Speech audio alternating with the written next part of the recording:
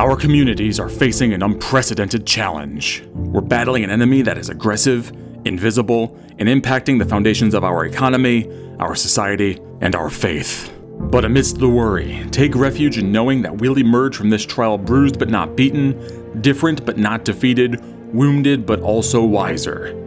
We'll make it, because we're Pennsylvanians, and that's what we do. We make it. Time and again, Pennsylvania manufacturers have risen in the face of challenge.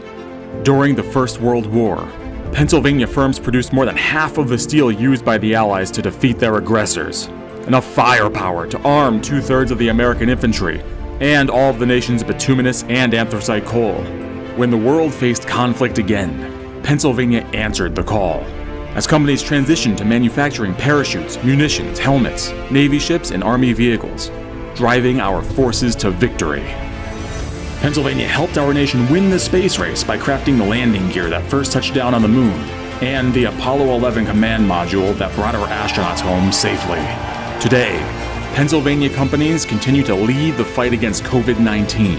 As the nation's sixth largest provider of medical devices, Pennsylvania is providing medical professionals with the tools they need to serve our nation and get the job done.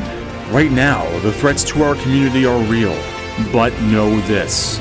There will be a day when we again show our faces, take off our gloves, and our country, Commonwealth, families, and factories roar back to life.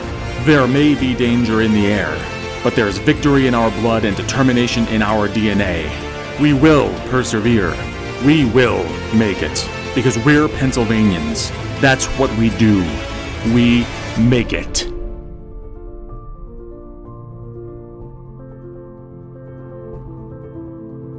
Paid for by the manufacturing experts at Northeastern Pennsylvania Industrial Resource Center.